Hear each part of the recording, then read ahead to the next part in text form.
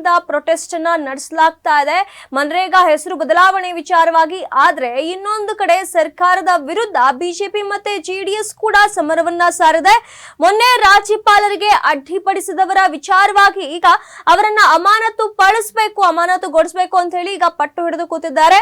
ಅಬಕಾರಿ ಸಚಿವರ ರಾಜೀನಾಮೆಗೂ ಕೂಡ ಆಗ್ರಹಿಸಲಾಗಿದೆ. ಇದೇ ರೀತಿಯಾಗಿ ಈ ಒಂದು ಬೇಡಿಕೆಯನ್ನ ಇಟ್ಟು ವಿಧಾನಸೌಧದ ಗಾಂಧಿ ಪ್ರತಿಮೆಯ ಮುಂದೆ ಬಿಜೆಪಿ ಮತ್ತೆ ಜೆಡಿಎಸ್ ಈಗ ಪ್ರತಿಭಟನೆಯನ್ನು ನಡೆಸ್ತಾ ಇರುವಂತದ್ದು.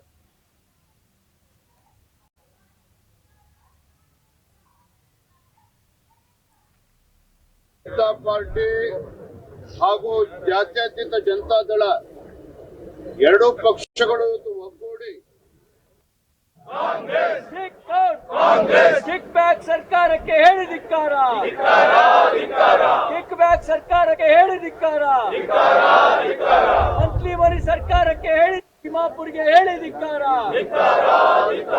ಗುಂಡಾಗರ್ದಿ ಸಿದ್ದರಾಮಯ್ಯ ಸರ್ಕಾರಕ್ಕೆ, ಗುಂಡಾಗರ್ದಿ ಸಿದ್ದರಾಮಯ್ಯ ಸರ್ಕಾರಕ್ಕೆ ಒಗ್ಗೂಡಿ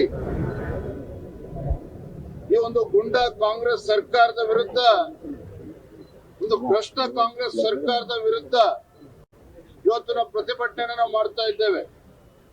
ಈ ಒಂದು ಪ್ರತಿಭಟನಾ ಸಭೆಯಲ್ಲಿ ಮನೆ ವಿರೋಧ ಪಕ್ಷದ ನಾಯಕರಾಗಿರುವಂತಹ ಆರ್ ಅಶೋಕ್ ರವರು, ಚಲವಾದಿ ನಾರಾಯಣ ಸ್ವಾಮಿ ಅವರು, ಜಾತ್ಯತೀತ ಜನತಾದಳದ ನಾಯಕರಾಗಿರುವಂತಹ ಸುರೇಶ್ ಬಾಬುರವರು, ಅದೇ ರೀತಿ ಭೋಜೇಗೌಡರು, ಎಲ್ಲ ಎರಡೂ ಪಕ್ಷದ ಎಲ್ಲ ಮುಖಂಡರು, ಶಾಸಕರು, ವಿಧಾನ ಪರಿಷತ್ ಸದಸ್ಯರು ಇದ್ದಾರೆ. ಗುಂಡಾ ಸರ್ಕಾರ ಅಂತ ಹೇಳಿದ್ರೆ ಕಾರಣ ಏನು ಅಂತ ಹೇಳಿದ್ರೆ, ಗೌರವದ ರಾಜ್ಯಪಾಲರು ಜಂಟಿ ಸದನವನ್ನ ಉದ್ದೇಶಿಸಿ ಮಾತನಾಡೋದಕ್ಕೆ ಸದನಕ್ಕೆ ಬಂದಂತ ಸಂದರ್ಭದಲ್ಲಿ ಯಾವ ರೀತಿ ಕಾಂಗ್ರೆಸ್ ಪಕ್ಷದ ಗುಂಡಾಗಳು ಸದನದ ಒಳಗಡೆ ರಾಜ್ಯಪಾಲರ ಜೊತೆ ದುರ್ವರ್ತನೆ ಮಾಡಿದ್ದಾರೆ ಅನ್ನೋದನ್ನ ಇಡೀ ದೇಶದ ಜನ ನೋಡಿದ್ದಾರೆ. ನಾನು ಇವತ್ತು ಕಾಂಗ್ರೆಸ್ ಸರ್ಕಾರಕ್ಕೆ ರಾಜ್ಯದ ಮುಖ್ಯಮಂತ್ರಿ ಕೇಳೋದಕ್ಕೆ ಇಚ್ಛೆ ಪಡ್ತೇನೆ. ಇವತ್ತು ರಾಜ್ಯಪಾಲರು ಅಂತ ಹೇಳಿದ್ರೆ ಜೀತದಾಳು ಅಂತೇಳಿ ಭಾವಿಸಿದಂತೆ ಕಾಣ್ತಾ ಇದೆ.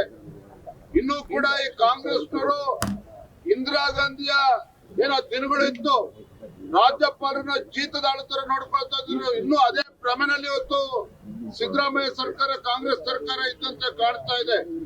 ಇಂಥ ಗುಂಡಾ ವರ್ತನೆ ಯಾವುದೇ ಕಾರಣಕ್ಕೂ ಕ್ಷಮಿಸುವಂತ ಪ್ರಶ್ನೆ ಇಲ್ಲ. ಯಾವ ಶಾಸಕರು, ನಿಮ್ಮ ಗುಂಡಾಗಳು ಶಾಸಕರು ಆ ರೀತಿ ವರ್ತನೆ ಮಾಡಿದ್ದಾರೆ, ಅವರೆಲ್ಲರೂ ಕೂಡ ಇವತ್ತು ವಜಾ ಅವ್ರನ್ನ ಸಸ್ಪೆಂಡ್ ಮಾಡಬೇಕು ಅಂತ ಹೇಳಿ ಇವತ್ತು ನಾವು ಎರಡೂ ಪಕ್ಷಗಳು ಆಗ್ರಹವನ್ನ. ತಿಮ್ಮಾಪುರ ಅವರು ಅಬಕಾರಿ ಸಚಿವರು ಮಂತ್ಲಿ ಮನಿ ಹೆಸರಲ್ಲಿ ಪ್ರತಿ ಅಂಗಡಿಗೆ 10,000 ರೂಪಾಯಿ, ತಿಂಗಳಿಗೆ 10,000 15,000 ಕೊಡಬೇಕು ಮಾಮೂಲಿ ಅನ್ನೋದನ್ನ ಜಾರಿಗೆ ತಂದಿದ್ದಾರೆ. ಅದೇ ರೀತಿ ಸುಮಾರು 2,000ಕ್ಕೂ ಹೆಚ್ಚು ಲೈಸೆನ್ಸ್ ಕೊಡಂಗೆ ಇಲ್ಲ, ರದ್ದಾಗಿದೆ. ಈಗ CL7 ಹೆಸರಲ್ಲಿ 2,000ಕ್ಕೂ ಹೆಚ್ಚು ಲೈಸೆನ್ಸ್ ಅನ್ನ ಕೊಡೋ ಮುಖಾಂತರ ಮಹಾತ್ಮ ಗಾಂಧೀಜಿಯವರ ಆಶಯ ಏನಿತ್ತು, ಲಿಕ್ಕರ್ ಅನ್ನ ಕಡಿಮೆ ಮಾಡಬೇಕು.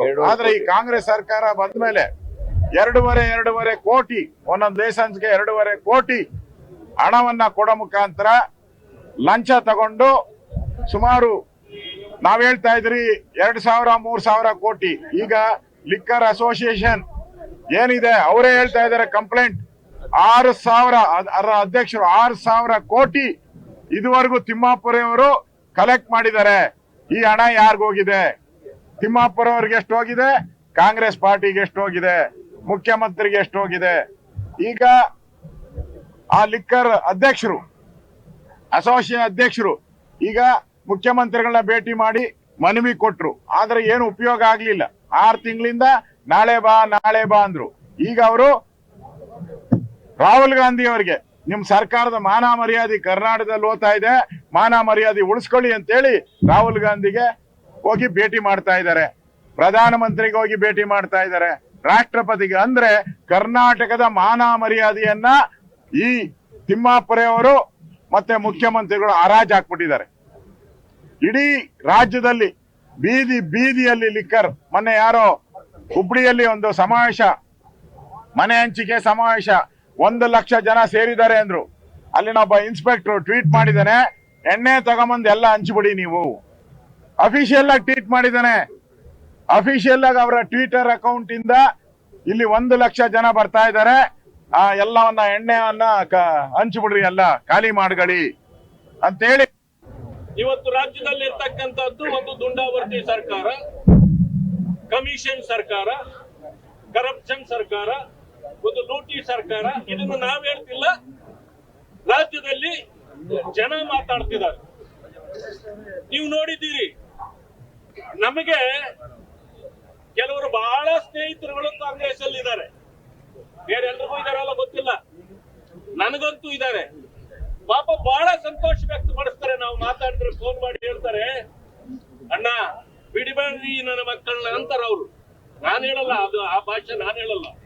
ಇವರ ಆ ರೀತಿ ಅವ್ರಿಗೂ ಕೂಡ ಬೇಜಾರಾಗ್ಬಿಟ್ಟಿದೆ ಇವರ ಆಟ ಪಾಠಗಳನ್ನ ನೋಡಿ. ಆ ಕಾರಣದಿಂದ ನಾವಿವತ್ತು ವಿರೋಧ ಪಕ್ಷದಲ್ಲಿದ್ದುಕೊಂಡು ಈ ಸರ್ಕಾರ ಏನೆಲ್ಲ ತಪ್ಪುಗಳನ್ನ ಮಾಡ್ತದೆ ಅದನ್ನ ಜನರ ಗಮನಕ್ಕೆ ತರಲೇಬೇಕಾಗಿದೆ. ಆ ಕೆಲಸವನ್ನ ನಾವು ಮಾಡ್ತೀವಿ.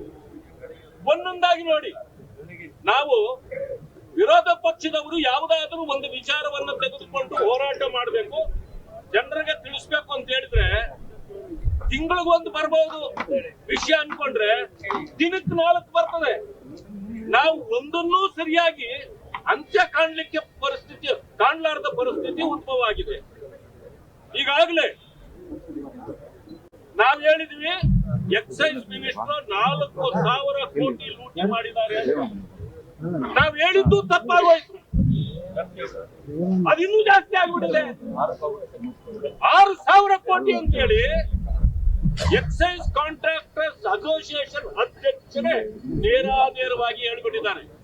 ನಿನ್ನೆ ರಾಜ್ಯಪಾಲರಿಗೂ ಹೋಗಿ ಮನವಿ ಕೊಟ್ಬಿಟ್ಟಿದ್ದಾರೆ. ಅಂದ್ಮೇಲೆ ನಾನು ರಾಜ್ಯದ ಜನರ ಕ್ಷಮೆ ಕೇಳ್ತೇನೆ. ನಾವು 4,000 ಕೋಟಿ ಅಂದಿದ್ದು ಸುಳ್ಳಾಗಿದೆ, ಅದನ್ನ ತಿದ್ದುಕೊಳ್ಬೇಕು. 6,000 ಕೋಟಿ ಇದು ಸಿದ್ದರಾಮಯ್ಯ ಪಾಲೆಷ್ಟು, ಡಿ.ಕೆ. ಶಿವಕುಮಾರ್ ಅವರ ಪಾಲೆಷ್ಟು, ಸೋನಿಯಾ ಅವರ ಪಾಲೆಷ್ಟು, ಮತ್ತೆ ರಾಹುಲ್ ರವರ ಪಾಲೆಷ್ಟು, ಇದನ್ನ ಆಮೇಲೆ ಖರ್ಗೆ ಅವರ ಪಾಲೆಷ್ಟು, ಅದನ್ನು ಈ ಕಾಂಗ್ರೆಸ್ ಅವರು ಹೇಳಬೇಕು, ಜನರಿಗೆ ತಿಳಿಸ್ಬೇಕು. ಈಗಾಗಲೇ ನಮ್ಮ ಹೋರಾಟ ಪ್ರಾರಂಭ ಆಗಿದೆ. ಮಾನ್ಯ ಸಚಿವರಾಗಿರ್ತಕ್ಕಂಥ ತಿಮ್ಮಾಪುರವರನ್ನ ಯಾವ